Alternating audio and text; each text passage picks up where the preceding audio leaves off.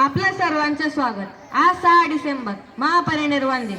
ही तारीख फक्त आपण स्मरणाचा दिवस म्हणून नाही तर बाबासाहेबांनी दाखवलेल्या मार्गांची उजळणी करण्याचा दिवस म्हणून पाहतो। डॉक्टर बाबासाहेब आंबेडकरांनी आयुष्यभर शिक्षण, समता आणि न्यायासाठी लढा दिला। आज आपण पाहू कसे त्यांच्या विचारांनी एका गटातील विद्यार्थ्यांचे जीवन बदलू शकते। मित्रांनो, महापरिनिर्वाण म्हणजे नेमका काय? महापुरुष आपले देह ठेवून जातात, पण त्यांची विचारधारणा अनंत काळ जगते। यालाच महापरिनिर्वाण असे म्हणतात। बाबासाहेब गेले, पण त्यांचे विचार अजूनही आपल्याला वाटचालीत प्रकाश देतात। ते म्हणाले होते, I may die but my ideas will live. त्यांनी खूप कठीण परिस्थितीत शिक्षण घेतले, कधी उपासमार तर कधी भेदभाव, पण ते थांबले नाहीत।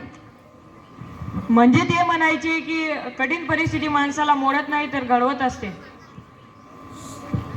शिक्षण हे फक्त पुस्तकातील अक्षरे नसतात। शिक्षण म्हणजे विचार करण्याची क्षमता, स्वातंत्र्याने निर्णय घेण्याची ताकद, आणि ही ताकद बाबासाहेबांनीच आपल्याला दिली। अरे अर्णवा, असं रागावून काय होणार? माझ्याकडनं अभ्यास होत नाही, मी इतरांसारखा हुशारच नाही।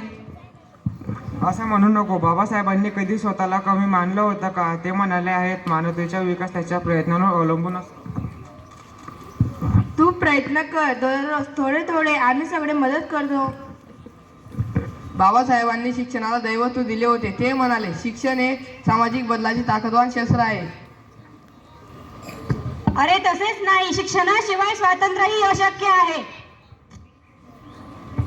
ते म्हणायचे की जगातील सर्वात मोठी लढाई म्हणजे अंधश्रद्धा, अज्ञान, असमानतेविरुद्धची लढाई, आणि ही लढाई शिक्षणाने जिंकता येते। म्हणूनच ते आपल्या आयुष्यभर म्हणाले, शिका, कारण शिक्षणाने स्वतःला ओळखायला शिकवते। मला आता समजलं, मी दररोज शिकणार।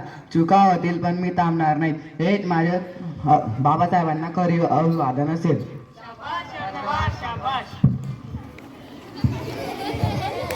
बाबासाहेबांचे 3 मंत्र जग बदलवू शकतात। 1. शिक्षित व्हा, स्वतःचे जीवन घडवा। 2. संघर्ष करा, चुकीच्या गोष्टींना नाही म्हणा। 3. संघटित व्हा, सर्वांना एकत्र येऊन समाजासाठी कार्य करा। हे 3 शब्द म्हणजे एक दिशादर्शक दिवा। मित्रांनो, आज महापरिनिर्वाण दिन। बाबासाहेब गेले, पण त्यांचा विचाररूपी दिवा कायम प्रकाशित आहे। ते म्हणाले होते, be educated, be confident, be united. Ultimate aim is the human शिका, संघटित व्हा, संघर्ष करा।